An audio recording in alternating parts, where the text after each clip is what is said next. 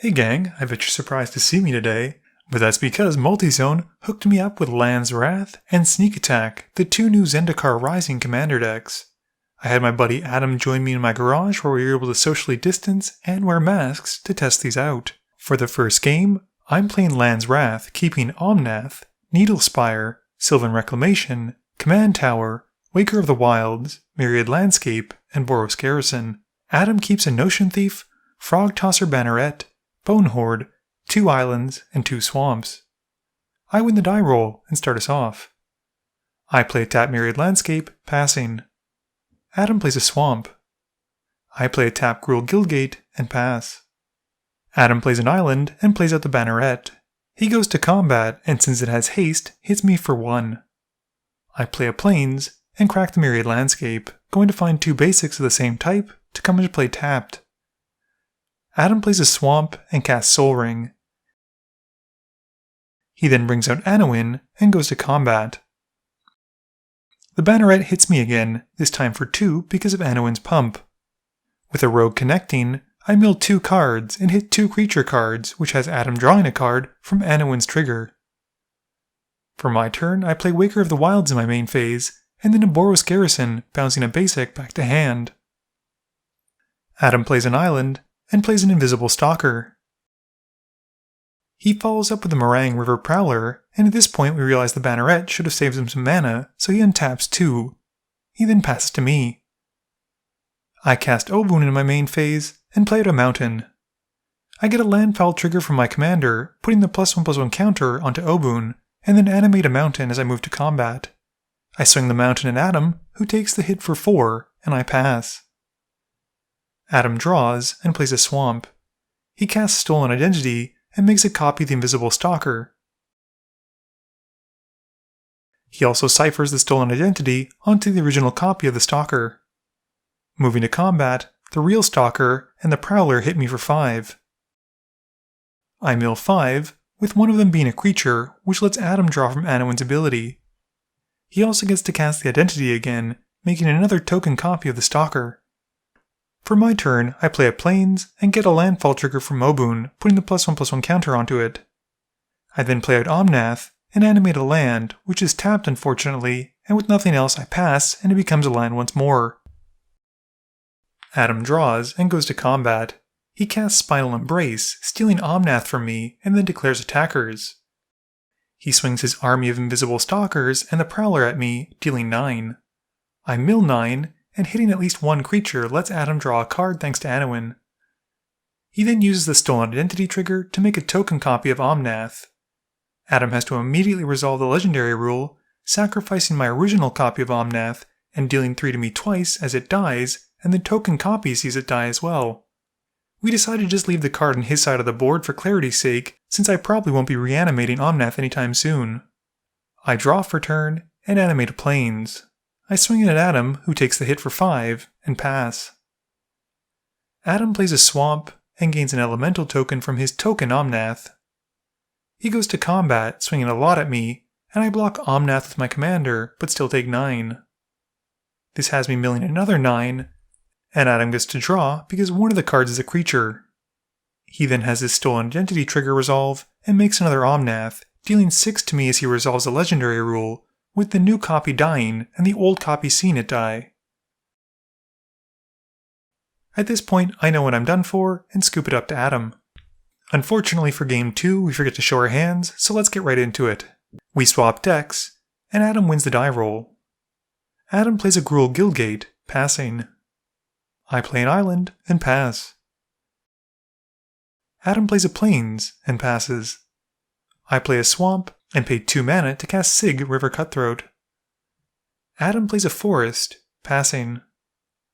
I play Dimir Aqueduct, bouncing a basic back to hand and moving to combat. I hit Adam for 1 and pass. Adam plays a Plains and casts Mina and Den. He plays a Selesnya Guildgate as his extra land for turn and passes. I play a swamp and cast Soul Ring, passing turn. Adam casts a Keeper of Fables in his main phase, which is a decent draw engine. He then hits me with Mina and Den, drawing from the Keeper as they connect. In his second main phase, Adam plays a mountain and passes. I play an island and cast a Marsh Flitter, who makes me feel more at home by bringing out some goblin tokens, and I pass. Adam untaps and draws, playing his commander in his main phase. He plays a forest, getting a landfall trigger for his commander, and puts a +1/+1 counter onto Mina and Den. Going to combat, he swings Mina and Den at me, but they don't get very far as I use Price of Fame to take them out. I surveil 2 and keep both on top, and with nothing else, Adam passes. I play a swamp for turn and sacrifice a goblin to the flitter, hitting Adam for 3. I then pass, and at the end of turn, draw from Sig's trigger because an opponent lost 3 or more life. Adam counts up his mana, and casts Retreat to Emeria in his main phase. He goes to combat, animating a land, and swinging both a Keeper and a Forest at me. I take the hit for 7, but with the Keeper triggers hitting the stack, I respond, flashing out Notion Thief. This lets me steal Adam's draws, and I draw 2. He then passes turn. I play an island for turn, and cast Anowin. I attack with the Marsh Flitter, dealing 2 to Adam. He mills 2, hitting Multani, which lets me draw a card from Anowin, and I then pass turn. Adam's main phase has a Core Cartographer hitting the field, and lets him go and find a plains. He puts a basic out, getting 2 landfall triggers, one from the retreat, and one from Oban. He puts the counter from Oban on the Keeper, and makes a core ally token from the retreat. Moving to combat, the Keeper heads at me, which I block with a Goblin token, and with nothing else, Adam passes. I pay 5 in my main phase for Extract from the Darkness, milling both myself and Adam for our top 2 cards. I bring back Adam's Multani from his yard, who's a big beefy boy. Moving to combat, the Flitter hits Adam for another 2. This has him milling 2, one of which is a creature, which lets me draw from Anowin. I'm then able to cast a Latchkey Fairy for the Prowl cost, which lets me draw a card as it enters. I then pass turn. Adam plays out Abundance in his main phase, and then a Scare Tiller.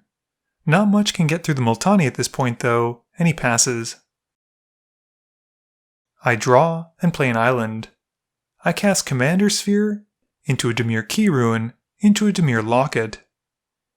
Going to combat, I hit Adam for 6 in the air. He mills 6, and I draw from a creature being binned.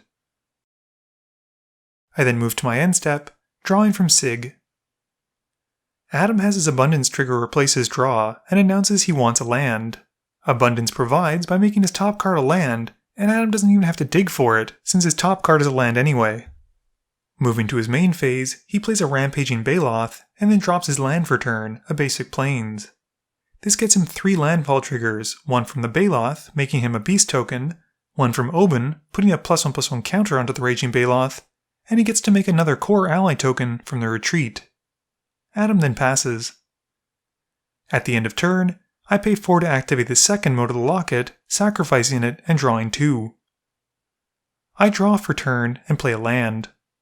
I then cast Ingaruk's Wake, wiping out Adam's side of the field. I go to combat, swinging the whole team at Adam, and he drops to 3 life. He also has to mill 14 cards, and there's a creature, which has me drawing with Anowin. I then draw at the end of turn with Sig's trigger, passing. Adam casts a Spore Mound and plays a forest. He gets a token from it, and one from the retreat, and then plays out Embodiment of Insight. He passes, knowing fully well he's dead in the air, but he wants to play it out. I draw, and swing in the air to take him out. For Game 3, we remembered our openers, and Adam's keeping a Command Tower, an Island, Slitherblade, Una's Blackguard, Nightvale Sprite, Zulaport Cutthroat, and Silumgar's Command. I keep a Roiling Regrowth, Retreat to Emeria, Arcane Signet, Seer's Sundial, Satyr Wayfinder, Ground Assault, and Gruul Guildgate. Adam wins the die roll and starts us off. Adam plays an island and casts Slitherblade. I play a tap Gruul Guildgate. Adam plays a Command Tower and hits me for 1. He then plays the Nightvale Sprite and passes.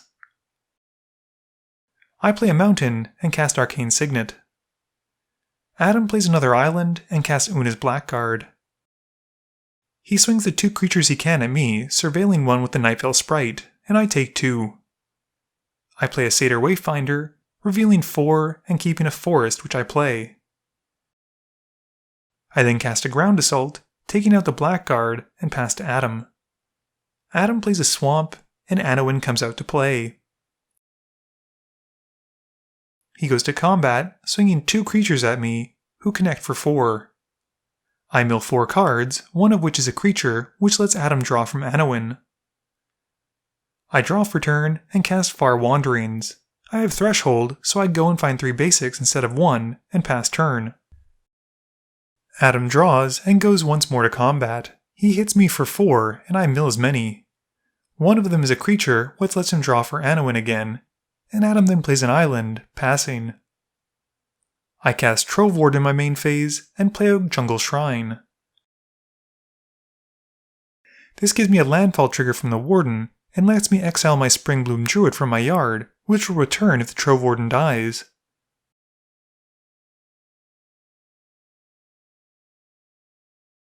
Adam goes to combat again, hitting me for another 4. I mill 4 more cards, and Adam does a Surveil from his sprite, pinning the top card, a land.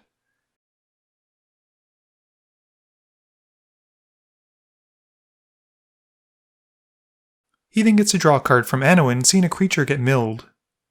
He plays a swamp, and casts Notorious Throng for the Prowl cost. This gives Adam 4 fairy tokens and an extra turn, and he moves to his extra turn. Adam plays an island and goes to combat. He hits me for 12 this time, and I mill 12, with Adam also surveilling from the sprite before drawing from Anowin.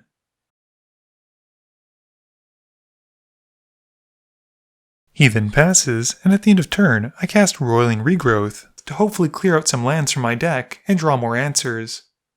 I sacrifice a land and go and find 2 basics for the field. This means 2 more triggers from the Trove Warden, and I exile 2 more permanents with 3 converted mana cost or less from my yard. I cast Seer Sundial in my main phase, and play a forest. I have 2 landfall triggers, and exile a land to the Trove Warden, and pay the 2 for the Seer Sundial to draw. I then cast my commander, and pass. Adam almost has lethal at this point, and draws for turn. He casts Bone Horde, and attaches it to the Slitherblade. This pushes him past lethal at this point, and he does so and he's able to swing all of his creatures, and he's able to turn all of his creatures sideways to take me out, doing so. And there you have it. Those were the 3 games that Adam, my friend and also co-creator of Gauntlet, who's joined me in this discussion, played. Hello. We're now going to discuss the 2 decks in question. Sneak Attack, which is commanded by Anowin the Ruin Thief, and Landswrath, which has Obun, Muldaya Ancestor at the helm. So I think first off, we should probably discuss Sneak Attack, because it was the deck that went 3-0.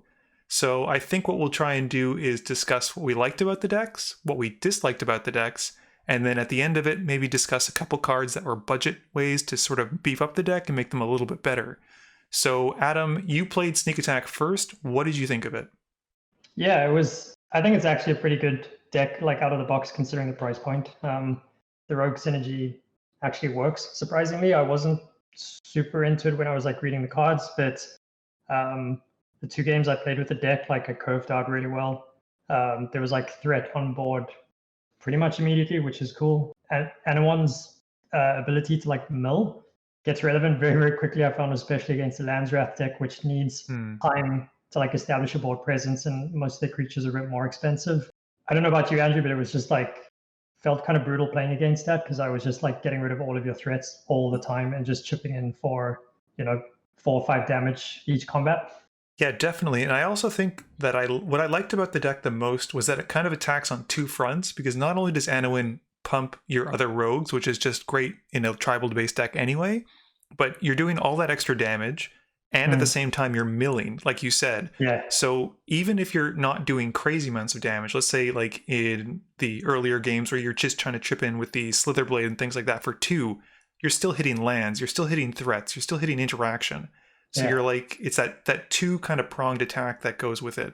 Yeah, I think they could have also like stopped at the card durability, so it would have been a fine commander with mill. But the fact that I was like every turn essentially drawing 2 cards like bare minimum is crazy. I always had a stacked hand. Like I felt like I was ahead of you in advantage and board presence, like both games. Yeah. There's nothing actually that like leaps to mind. I think some of the and this is like a fairly obvious thing, I guess, for like Dimir is like I would have liked some better removal and like counterspell packages. I'm not generally a control player. I'm generally a creature or combo player. But there were times where some interaction would have been nice. But I can't honestly think of a time where I picked a card off the top of the deck and I was like, "Oh, I don't really want this right now." There are some equipments that I found slightly subpar. Yeah, Bone Horde early game doesn't do anything, but it is 6 mana, so like whatever. But late game it was it closed out game 3 for me, just on an unblockable. Yeah, that's true. And I mean, that probably speaks to, let's say, the price point of the deck, where they really can't slap in all that kind of stuff. And I think also they try and balance theme with interactivity, because I think the idea, at least in these cases, and that's probably why you and I, who play quite a bit of Commander anyway, found a lot of ways to improve them. They want to keep it as straightforward and clear cut as possible. So, like, muddying it up with things like, let's say, Surveil or other things that might not necessarily be as intuitive to someone who just picks up a deck, can get a bit complicated and confusing for a player. Yeah, I mean, I like fluffed Surveil a couple of times, missed the triggers, because it's not a mechanic I'm used to playing in Commander, and that's, I guess, speaks to more about our like meta than anything. I think they could have gone harder on rogue support in general. There are a couple of creatures in there that like didn't make a whole bunch of sense. Ogre Slumlord kind of stuck out to me a little bit. Scourge of the Fleets is like a board wipe on a creature, which is cool, but I wish they'd leaned more into rogues. There's a bunch that were recently printed that would be amazing. So Thieves Guild Enforcer, huge. Every time a rogue comes into play, you mill your opponents. This is essentially a mill deck, and we're putting rogues into play. Let's mill people. Super cheap card as well. It's like a couple of bucks. Ghostly Pilferer, also a rogue, which can be made unblockable. There's kind of a reanimated sub-theme to Sneak Attack. There are a few like put creatures into play from the graveyard effects. So Ghostly Pilferer feeds into that really nicely, because you could put a bomb into your graveyard and then recur it if you wanted to. I was happy to see you played it in one of the games. It's the Cypher spell, the Stolen Identity. I really enjoyed that card when I played Gatecrash Limited, so it was kind of sweet to see it in a deck. So that was a lot of fun. It's so absurd in the fact that like the deciphered card like goes away, so you can't really get rid of it, right? Which is crazy. So like you can exile the creature, I guess, that it's ciphered onto, or get rid of that creature, but you didn't have an opportunity to do that. So I just kept copying unblockable creatures. I think I copied your Omnath and then did something where I made a second Omnath with a trigger and shot for 6 or something. So that was fun. I must say, like the best time I had in that game with that deck was prowling Notorious Throng. Oof, I love that card.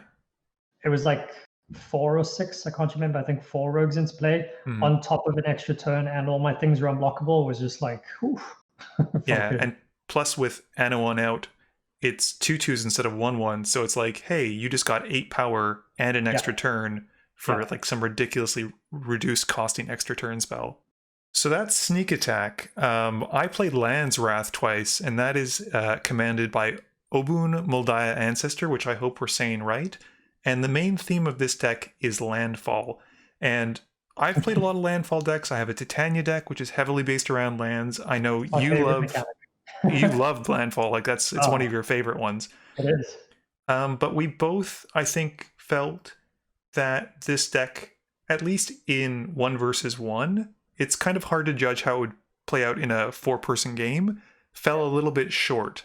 I think this deck would be way better at a 4-person table. Wizards didn't, to my knowledge at least, explicitly like say that these decks were designed to be battled against each other, but the nature of how they're released, which is like 2 decks that are pre-constructed released at the same time, I think is going to potentially encourage folks like who want to dip their toes into the formats, like 2 friends to go out and buy one Naya deck and one Dimir one.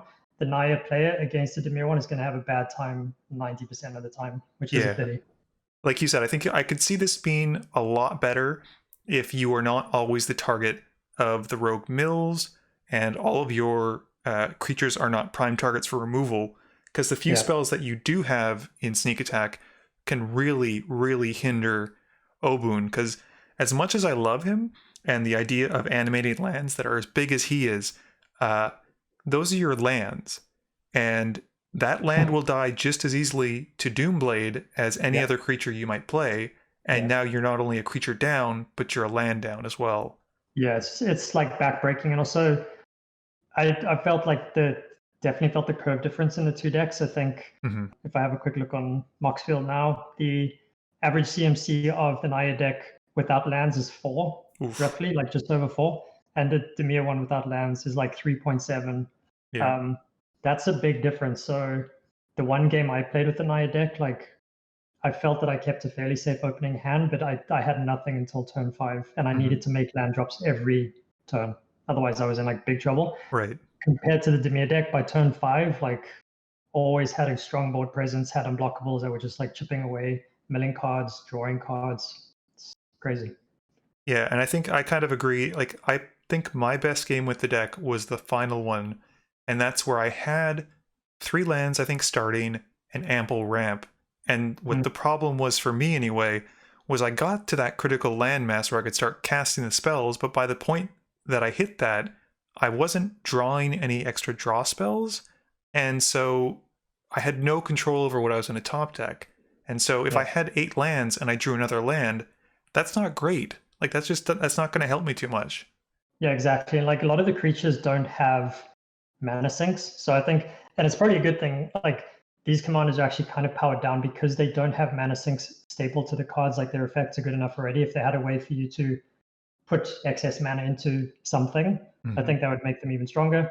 I felt the same thing as well with Oberyn. Like there were times or some turns where I was flooded and I just had nothing to do with the lands and I Hmm. wasn't drawing cards and I was just getting smacked by, slither blades and stuff. Hmm. Um, that being said, and you brought this up already, landfall is one of my favorite mechanics in Magic, and I feel they actually did a pretty good job with this deck, all things considered. Like Angry Jelly Bean is in there, which is great. Hmm. That is a game-winning threat on its own if you can bring them online and like keep them on board. Rampaging Bailoffs does huge amounts of work. Sun Titan with like even some of the basic fetches they have here. Yep. And Myriad You can, Landscape. yeah, you can like really pull ahead. Mean and Dan, one of my favorite cards in the deck, which I love. So you can get your commander really big or another creature really big, give it trample, biff someone. Great.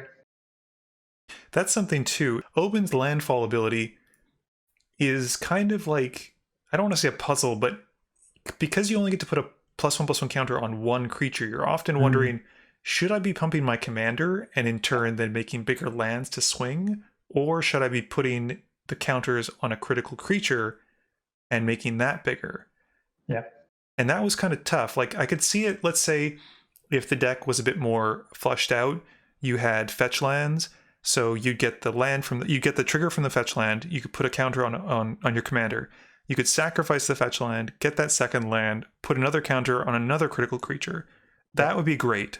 There doesn't feel, in my mind, to be enough like threat diversity in the deck, and this is a problem that arises generally with like counter strategies. Hmm. You pick a creature and you start putting counters on it, you lose that creature, and it really actually sets you back a long way because you haven't just lost a beta, you've lost turns worth of investment of Yep, counters onto that creature. 100%. Well, those are the decks, and I know that you've done your homework in looking up a few cards that you think that you might want to suggest to viewers as to what you could do to flesh out the decks a little bit. So maybe you could bring those to light. Yeah, so like I haven't gone super deep on this because I didn't have a bunch of time, but I think both decks with like minimal investment could actually be pumped fairly decently. We can start with the Land's Wrath one because that was what we were just talking about. Hmm. The thing like that landfall decks want is ramp and ability to put extra lands into play. So they have got some of that already. We do have a Kadama's Reach. There's a Far Wanderings, but I I think think. like more efficient ramp spells, like they're not very expensive. So Nature's Law, Far Seek, Cultivate, those Hmm. kind of things. Just you drowning your opponents in land advantage to pay for these big expensive creatures you have above curve. That's how you win games with this deck. So I think more of that.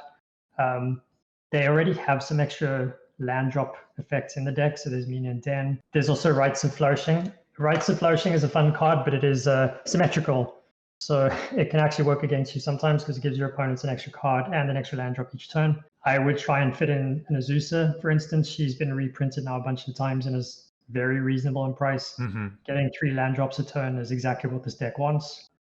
One card, I think if I could like spend my money on a single upgrade, because I think it's maybe $10 or something, is Ancient Green Warden, the new elemental that was just printed. That is a Crucible of Worlds staple to a pan harmonic effect Oh, for lands. yes. that would be insane in this deck. Even if it's a single card that you just drop in here, it would make Rampaging Bailouts trigger twice. It would make Omnath trigger twice. It would make you would have so many effects triggering on every land you put into play. And if you can do that with a fetch land or like a simple fetch, Evolving Wilds, something like that, the value would be phenomenal. For sneak attack, some of the upgrades, we already have one extra turn spell, so I think a few more extra turn spells could be fun. They do tend to be a little bit expensive, so that's obviously a downside. I think Time Warp is probably the cheapest extra turn spell at like $8 or $10. What's the one? There's the Temporal Trespass, I think, from Fate Reforged, the one that has Delve. I don't know if that's as expensive either because it's got such a high converted mana cost. Yeah, so that's like $5. So I think that would be worth it as well because you can just bin a bunch of your graveyard you don't need. If I look up real quick, Time Warp, the cheapest printing here is the Explorers of Ixalan, which is the one I run, and that's $11. But that's really good if you have unblockable dudes that are milling your opponent's library and drawing you cards, and you can play an extra turn spell. That seems like a very quick way to close out a game. On top of that, I would lean further into rogue synergies. So I've already mentioned two of them. Thieves Guild Enforcer and Ghostly Pilferer. Yeah, I think another one could be Rankle. It is a rogue, so obviously like tribal synergies there, but has 4 pretty fun effects stapled onto it when it connects, and it is evasive. So I think, you could probably ride that to victory in some cases, or you pop an equipment on it, super Rankle, close out the game. Yeah, and I mean, there's also there's always the staples. Some of them are more expensive than others, but like Coat of Arms. There's also, I think, is it Cloak and Dagger? I think it's the tribal Lorwyn equipment where it attaches to rogues for free. It gives it +2/+0, and I think Shroud. It's like basically it's just a little way to protect for free, but otherwise it's like 50 cents, $1. It's not a crazy expensive card. The one thing, sorry, just to go back to some of the gameplay stuff I just remembered I found interesting with Anawan was I never attacked with Anawan, ever. It was like a tribal effect that just stayed back, buffed my unblockables, and obviously like milled and drew me cards, but I actually don't remember ever turning it sideways. You didn't. He just hung back and just kind of watched his rogue army go to town. And those are our ideas about the decks. Don't be dissuaded about Land's Wrath. We both still thought the deck had a lot of good bones to it. It just, in the context of how we played it, paled in comparison to Sneak Attack. I would definitely recommend either of these for anyone who's looking to get into Commander and wants to find a very affordable way to start. Both of these are available at Multizone, and you can follow the link below to pre-order them or order them. Otherwise, you can find them at your local game stores and help support them there. We had a lot of fun filming this, so hopefully you enjoyed watching it. And until next time, take care.